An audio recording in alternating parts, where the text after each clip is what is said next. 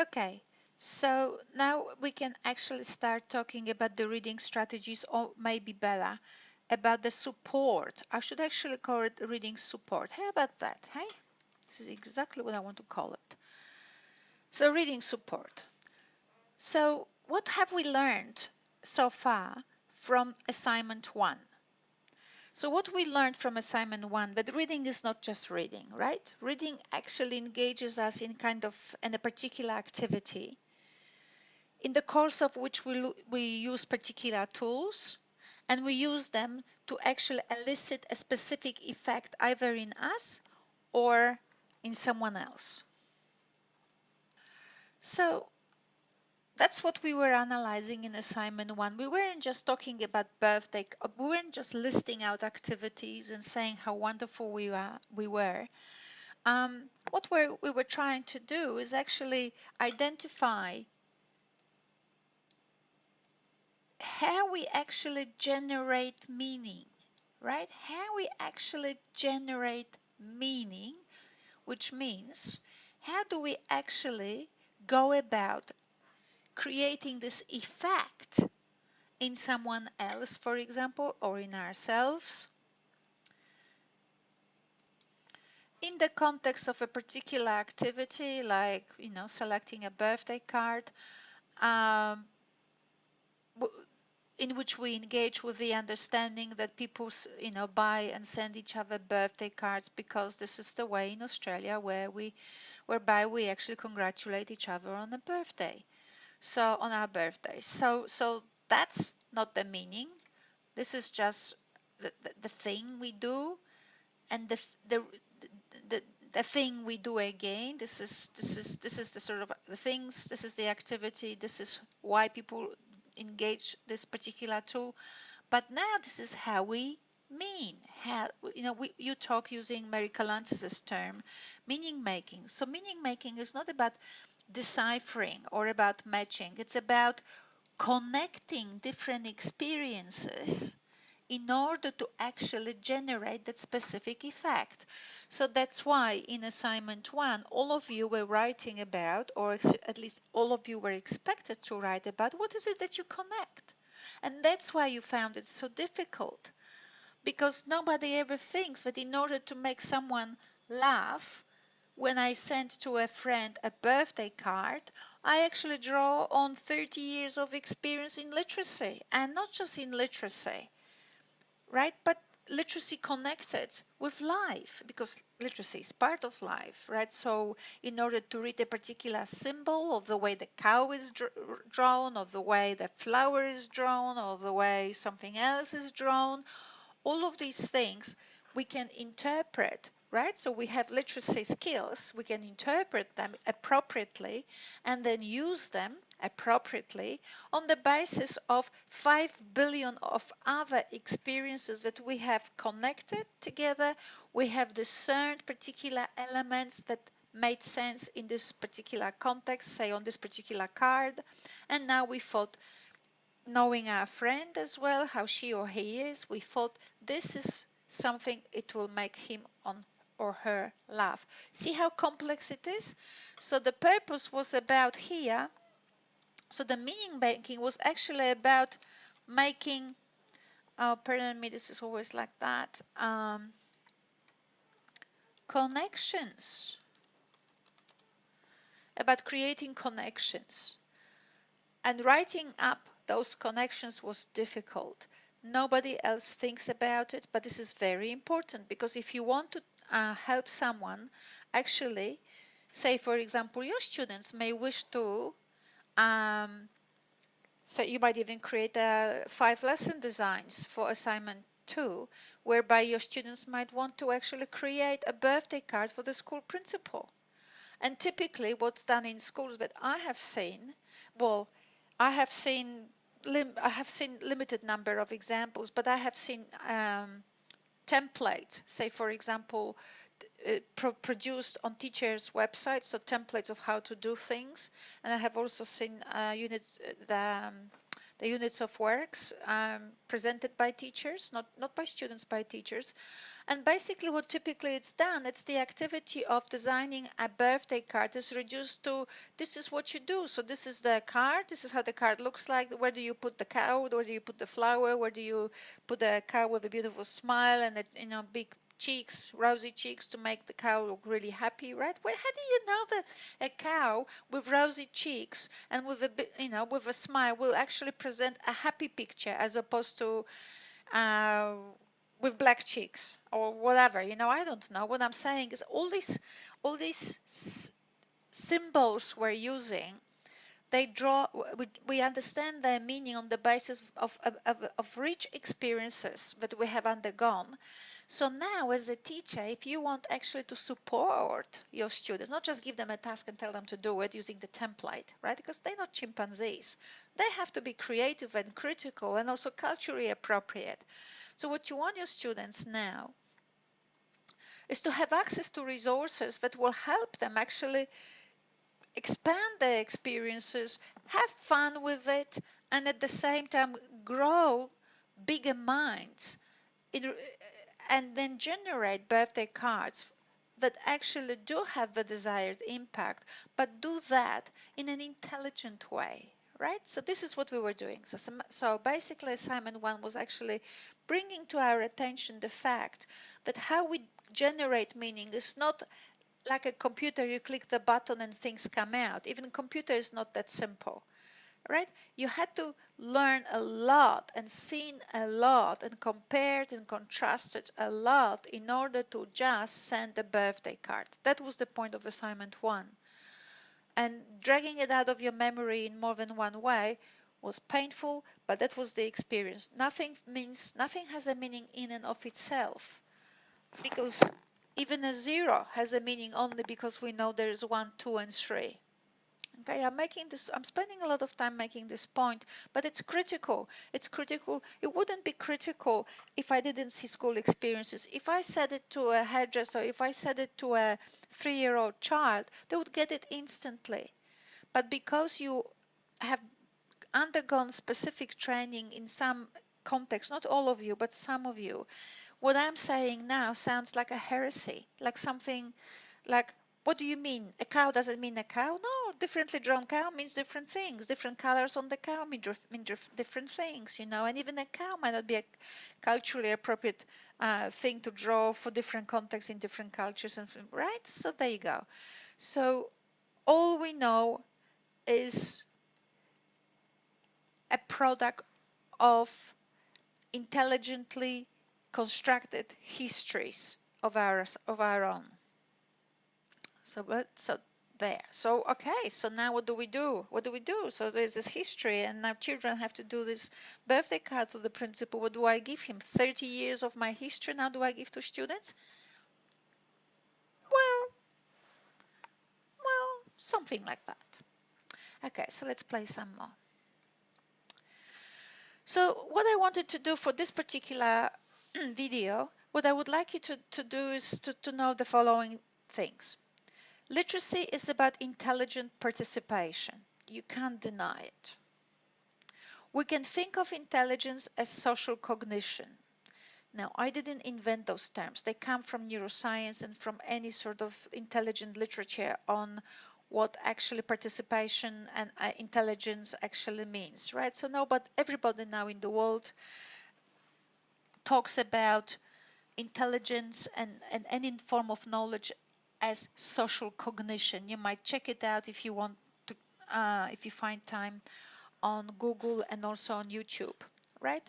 So we can think of intelligence as social cognition. It's very easy.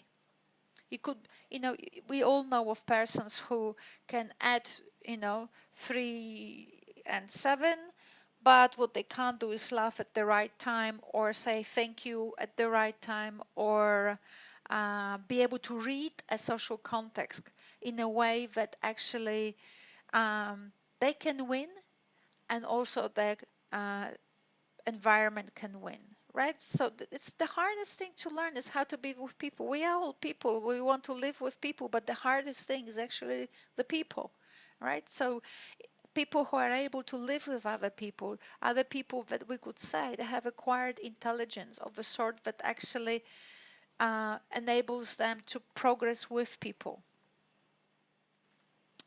So literacy as intelligent participation, we can think of intelligence as social cognition. This means that to comprehend anything, students need to relate elements and feel the impact.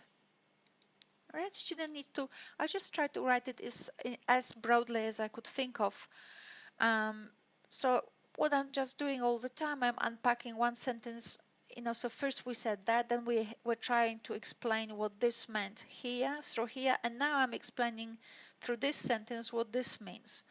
So to acquire this social cognition, what students need to do is to relate different elements and also feel the impact. I'm using the word feel purposefully, because I'll show you later on what neuroscience is saying, but basically neuroscience is saying that learning is actually feeling. You know how we had this famous sentence, I think, therefore I am. So the biggest minds in neuroscience have written the paper, which is I feel, therefore I am, right? And they have a reason for it. At the core of all our actions is not actually rationality, that we would think it's some sort of universal logic. It's actually an emotional logic. So we put things together by drawing on our emotions, and that's probably what allows us to act fast, as opposed to by actually applying some logical algorithms. As smart as they probably are our cultural products. They're not necessarily the products of the universe. God probably didn't come up with 1 + 2 = 3. We did. Okay, so what students need to do is, in order to develop that social cognition and in order therefore through their literacy engagements to act intelligently, what they have to do is to learn to relate things and also to feel the impact, right? So because only in this way they can actually understand the meaning of whatever they are producing.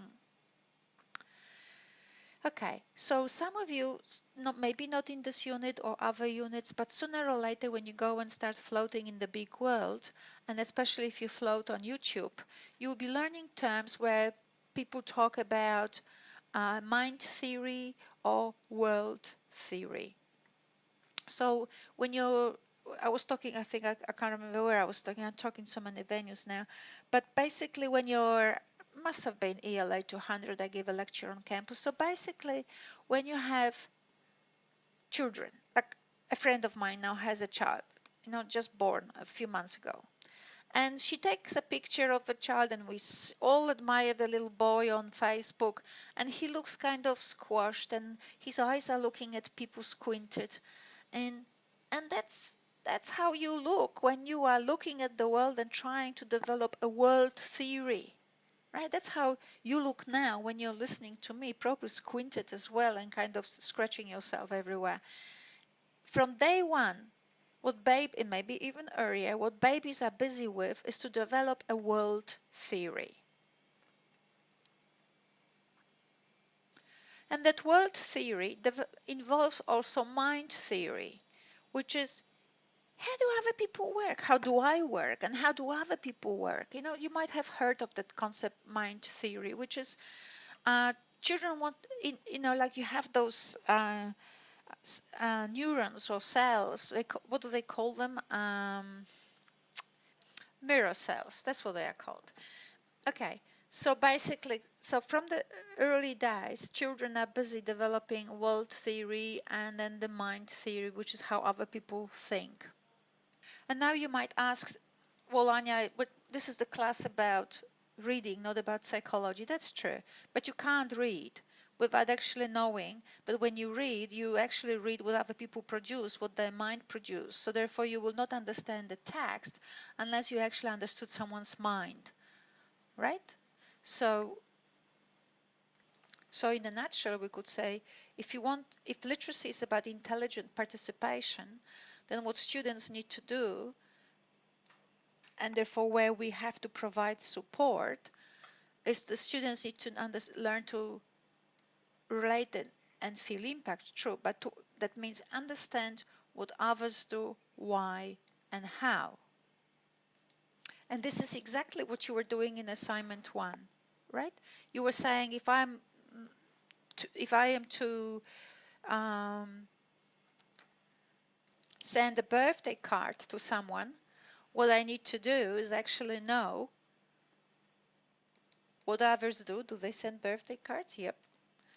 So what others do, why they do that, to congratulate, and how. Well, you learned through your life that how, well, in order to make people laugh, in order to make people feel nostalgic, and then you learned also how to manipulate symbolic systems in order to actually generate that effect of laughter or nostalgia or whatever else, other emotions, right? So basically, you could not participate in the literacy practice of sending birthday cards unless you would have this complex understanding of these relationships. So now what I'm trying to say is that in order to create a good lesson plan that supports students in learning to read, what we need to do is think of resources that we need to provide our students with so that they can actually engage in an activity that might look quite simple, produce a birthday card of the school principal, but they can engage in it in an intelligent way. So before they actually put their fingers on the card, they might want to understand how other people do it, what is the birthday card about, and how to do it, what effects you can actually elicit in people when you actually send a birthday card. Now remember, one student was doing thing in formal and informal language. Now, would you write to the principal, hi Mary, we're happy you're 47 now? Would you advise your 5-year-old to write in that kind of genre? But you want them to be exposed to that kind of genre so that they can learn the difference, right? So learning is about learning to discern. Knowledge is the ability to discern. I mean, that is as old as anything. I'm sure someone said it 10,000 years ago, before we read it 2,500 years ago, and before I'm repeating it today. Knowledge is about a wisdom, and knowledge is the ability to discern. But to discern, they have to have examples, and to have examples, you as a teacher need to actually provide them. So you don't run into the classroom with a ready matrix of how to create the principal's birthday card, but with lots of resources, enabling students to actually have an exposure to different types of genre, different types of language, and different types of effects for different language. This is why in assignment 1 it was so important not only to look at your own experiences that you connect in order to do particular things in your literacy activity, but also different types of language and different types of English texts or other texts on which you draw. This is all very complicated. Teaching to read is not a simple thing. Okay. And all of you must have gone through the same experience, which is, the hardest thing is actually to aim at the card that will make someone laugh, because you know that there's a close boundary between laughing and getting insulted. So here we go. It's about intelligent participation, social cognition. It is all about emotion. Comprehension of any text means an emotional integration of all the elements and their impact in order to actually understand the effect of a specific text. So you will see that some chunks of my teaching in this unit will be actually committed for you to understand how you can actually teach the social cognition of the emotional integration of the text and its elements. Basically teach how to comprehend text emotionally or through emotions. I didn't invent it by myself. So it didn't pop into my mind that this was an important aspect of text comprehension. Just like many of you, I was a product of our education, so I popped out there with linguistics and doing fantastically in linguistics. I mean, why wouldn't you? You only have like 5 elements to juggle, so how could you go wrong? But research has moved and amazing things have happened, and I started because of the grant I had in building primary students' resilience. I started to look at emotions in the context of literacy, and this particular person, she writes with Antonio Damasio, and this particular YouTube lecture was one of the first lectures that started to open my mind to the concept of comprehension as actually emotions, as emotional integration of the text, integration of the text into my own emotional experiences. But this is not done. This is not done. And I'll show you some things that I actually managed to find some things on the net for you. And so, for example, this is the World Problem #1 journal in reading and writing. It's called Reading and Writing, right? No big deal. And these people here, so this is produced in January 2017, so it couldn't be hotter, right?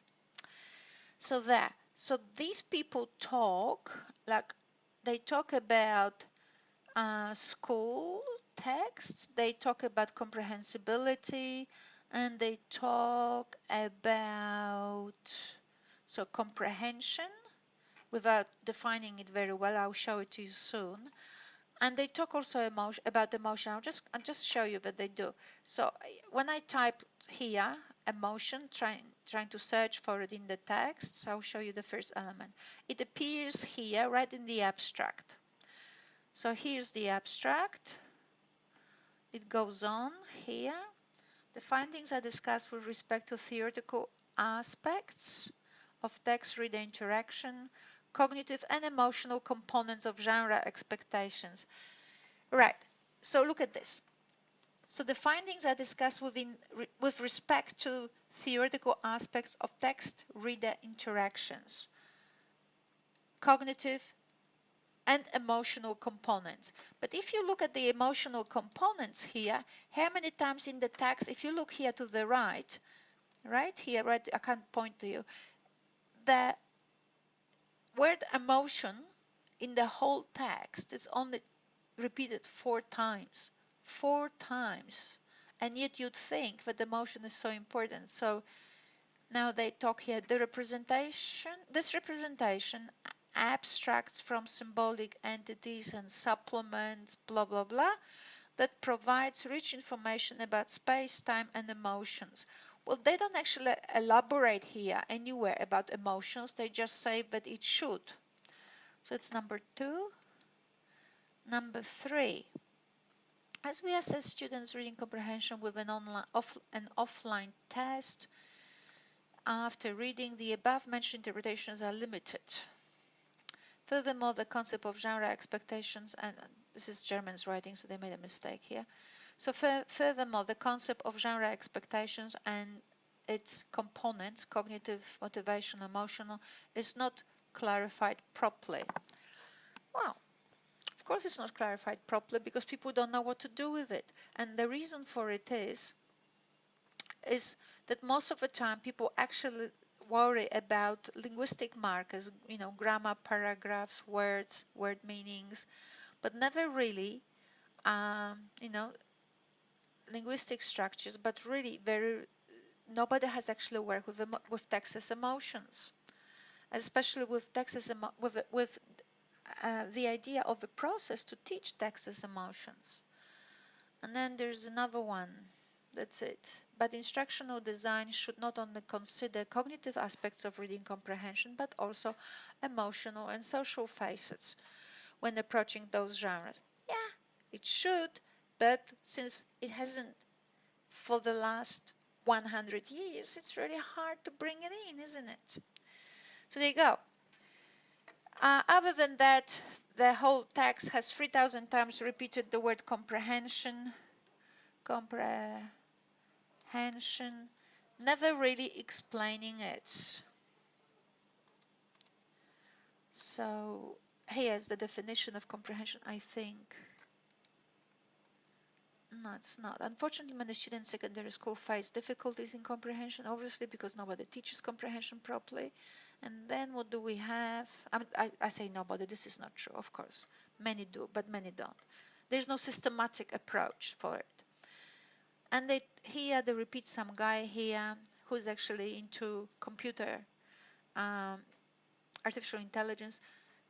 So basically, he looks at comprehension as an interactive cycle. That's it. And now he identifies elements, whatever elements might be in comprehension. Obviously, these elements are the ones that he identified for himself. And notice that there is no reference here where he got those elements from, right? So they're not actually justified by any evidence from any empirical studies. He just comes up with the traditional linguistic models, terms.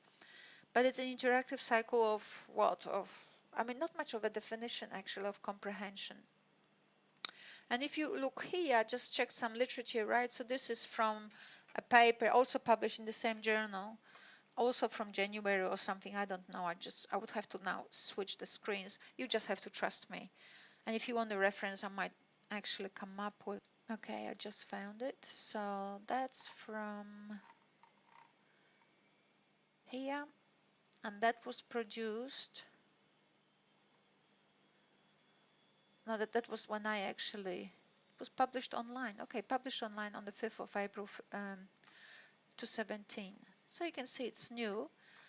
And again, like everybody else, when they try to explain phonological awareness, which is something that many of you want to know about because you will be teaching in small children, right?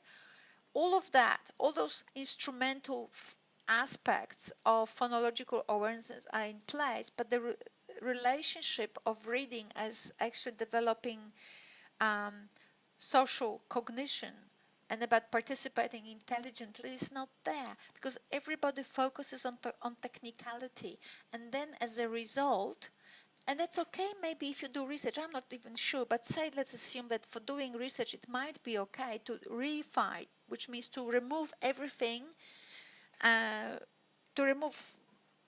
reify means to abstract, it means to remove everything from a particular concept and only leave a few elements that you want to look at, right? But it's like talking about the human being as bones. You can talk about human being as bones, but we are not just bones. But you could.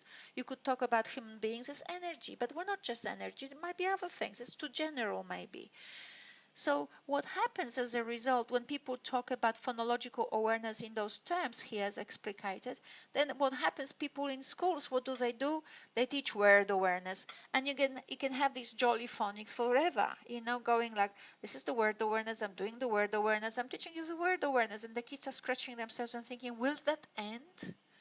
And they will be teaching you this awareness, so there is no integration and in children's lives of the particular reading activity, because for the first few years of their lives, what they are now put through is an entire battery of instrumental exercises so that they can actually pop out with reading. And because reading is not those technicalities, but actually capacity to read is actually about integrating all of that in order to actually participate intelligently, many students are not doing well because we're not teaching them that reading is intelligent participation. So they actually, on particular tests, don't pop out as reading intelligently or as participating intelligently. And we have a problem. If tests assesses students' comprehension as intelligent participation, and if teaching focuses on technicalities and intelligent participation is not there, what happens is that then articles like the one I showed you before and many others are right, including Mary Ann Wolf, whom I actually left in, I don't know which module, module 1 or module 2, and they talk about reading comprehension. They say it's the hardest to teach. It's not the hardest to teach. It's only the hardest to teach if you never teach it. That's the only problem. So that's why we spend such a long time in this unit, for us to actually realize that literacy is actually about intelligent participation in a society and acquiring the wisdom from a variety of experiences so that we can intelligently discern. So, right? So that when we teach students, we don't actually put them through, can you read CAP or come on, say it for 3 months, right? What we want children is to do all of that, but to have a reason why they are doing that, right? It's one thing to actually, I mean, who wants to cut potatoes? Nobody wants to peel potatoes or chop potatoes, but everybody will do it willingly if it means making a dinner for your boyfriend, right? Everybody does it. I mean, oh my God, there is no girl who hasn't cut her fingernails, trying to do it really well, but she had a reason, or he did it for her. He had a reason. So if we have a reason, we will do all those exercises, right? But if we don't have a reason, if we are not actually treated as intelligent people, but as robots who have to acquire these robotic skills, then the whole thing falls apart. Okay, and then just before we conclude this part, this is a quote from a book chapter Amy Cash, or actually Amy Cash has progressed to being Amy Norman now. So Amy Norman and I produced, she got married, Amy Norman and I produced and was published this year. And this is what we were writing following the two neuroscientists, so Anthony Damasio and Helen Imordino-Young. So we wrote then, I will just read it with you, so just to make this point very clear. The idea of perspective taking, right, as a process by which children learn. Isn't this amazing? Why would Imordino-Young and Damasio call learning as a perspective taking? You could think to yourselves now, well, it's 1 plus 2, that is 1 plus 2 equals 3. Is there a perspective on it? No, there isn't. But how the student got to the idea that 1 plus 2 equals 3, that's perspective taking. And that's why it's important. And the same with literacy, that you will write to the principal, dear ma'am, right, or madam, or the dear principal, our beloved principal. I mean, a lot of my Asian students would have written our beloved professor, right? So our beloved principal, right? So the beloved principal or dear principal are just words, just like 1 plus 2 equals 3. But how's the entire process that made it clear to a student that 1 plus 2 equals 3, or that our beloved professor or our beloved principal makes sense, is the perspective taking. So the process is perspective taking.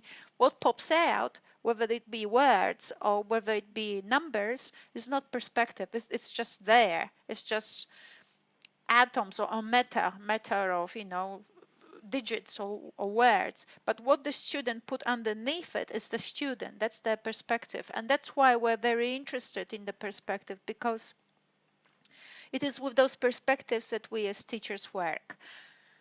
Right, 27 of them in the classroom, and even if there was one, as some people say, oh, if we could only have less students, true, maybe less might be more manageable, that's lovely, but the point is, you still, even if you only have one child, you still do not know how they think. So it's not, we just can't, we don't know what's in students' heads. Anyway, so what they are saying, the idea of perspective taking as a process by which children learn finds its support in neuroscience. In their paper, We Feel, Therefore We Learn, Damasio and Imordino-Young link emotion with learning and explain that emotion cannot be reduced just to a feeling. They point to newly discovered connections between emotional, cognitive, and social functioning, which evolved as an integrated system to cope with the management of life. This sounds kind of like very scientific, but what happened is, how can I put it? your limbic system, your emotional system, is a system of impulses and receptors that tells you you will breathe if you do this and you will die if you do that, right? So on the basis of that, we develop our social system, right? And our social system means as follows: that if you get too angry, all your limbic systems will say that if society develops in a way where anger prevails, you will die. Therefore, what do we have in our society?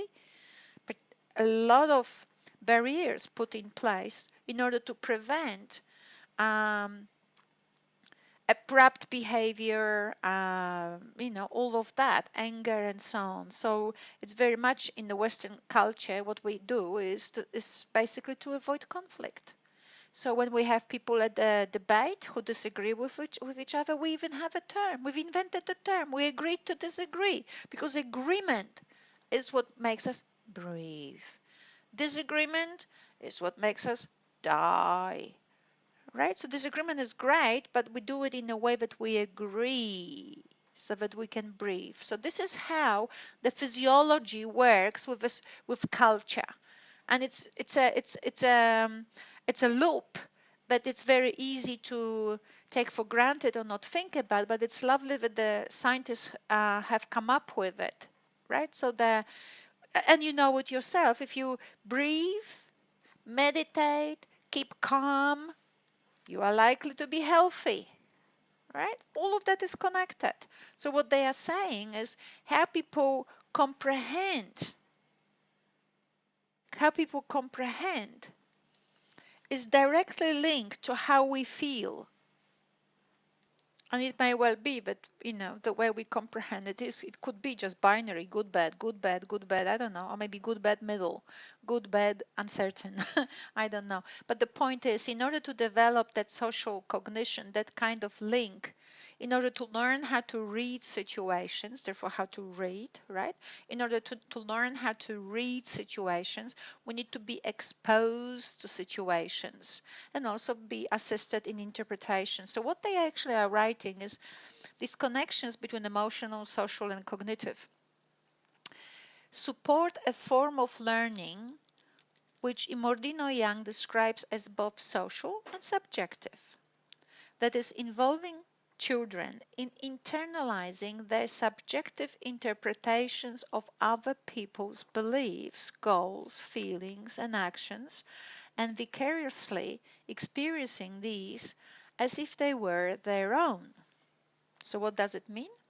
It means that students, when they are in situations, they do not actually comprehend words.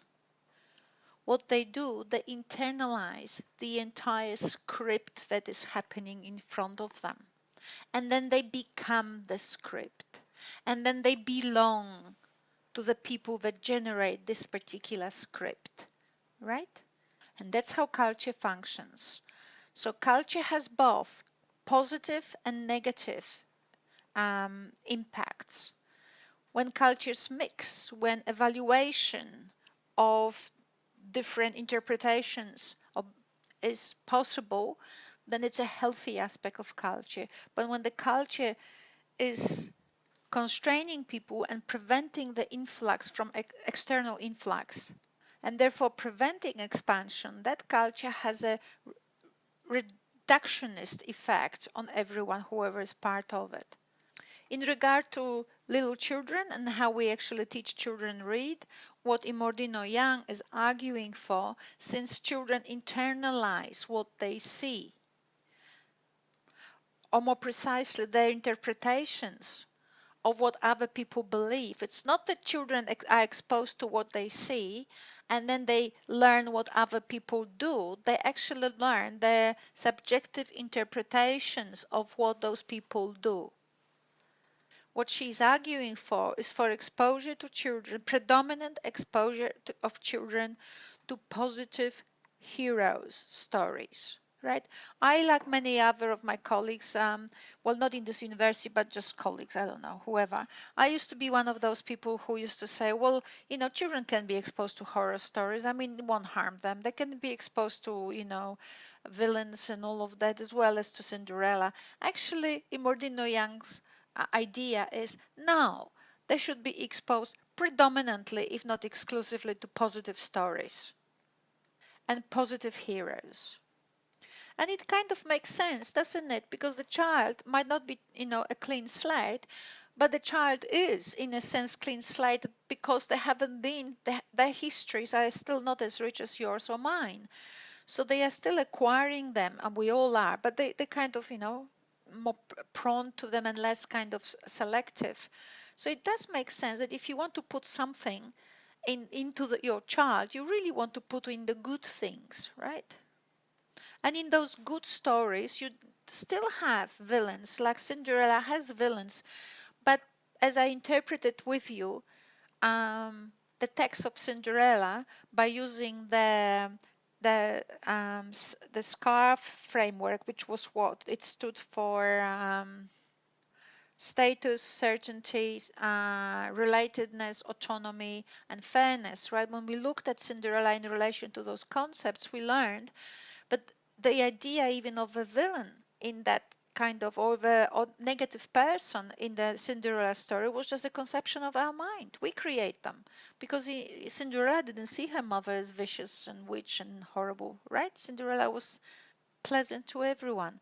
So anyway, just to say basically that in her view and in view of those people that Imordino Young's PhD was in Harvard, so whether it counts to you for something or not, never mind. However, point is they really are for exposure of children to positive hero stories. So you can read the rest of this quote by yourselves and for yourselves. And now coming back to here, which is I think how we started, I was wondering myself if we were to apply these 3 questions.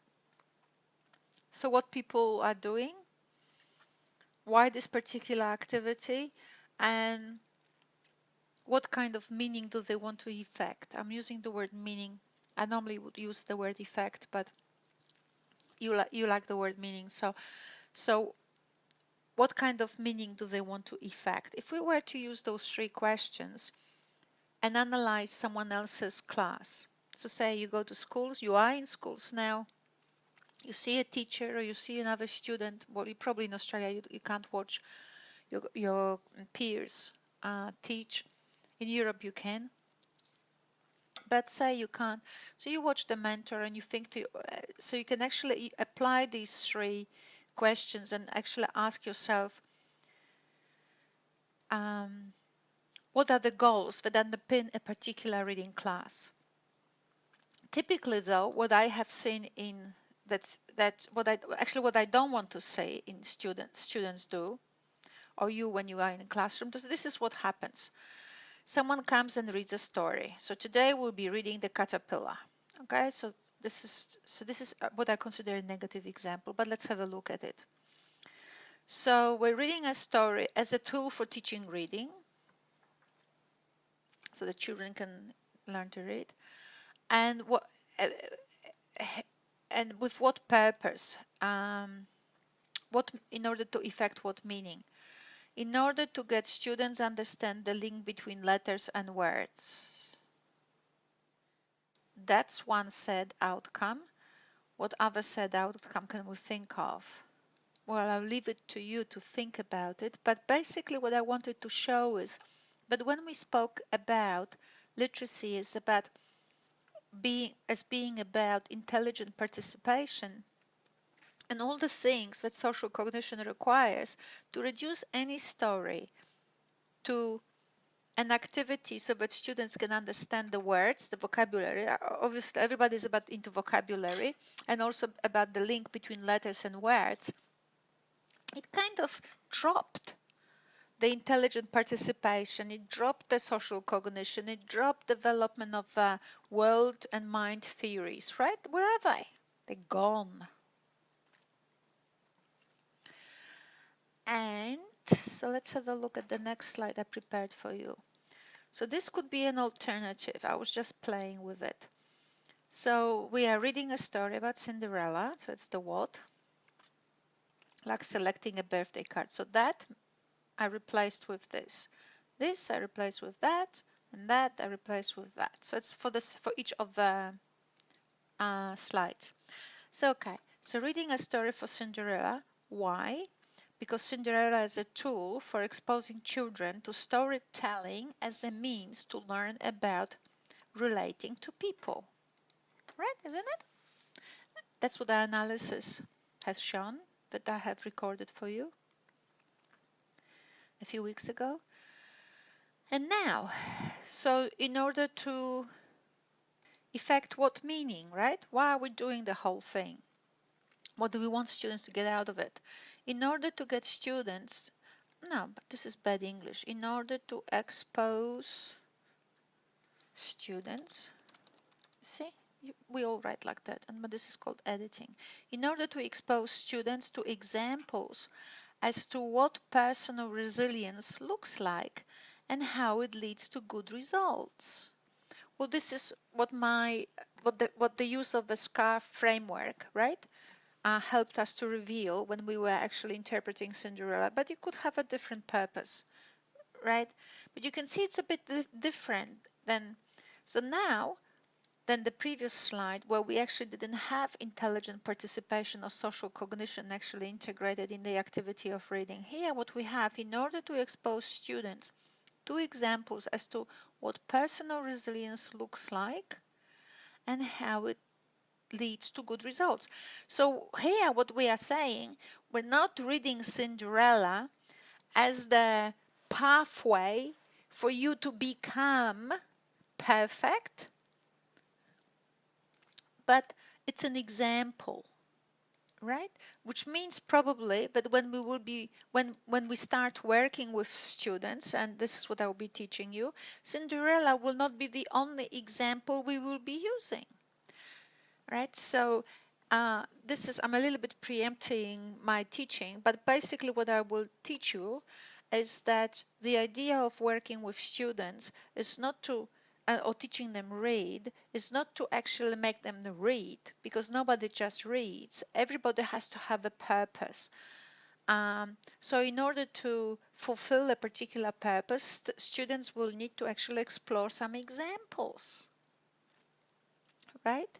So that if I want to do, if my purpose is to create a story about a positive character, or how good people always win, you know, the guys in white hats, as they call them in English.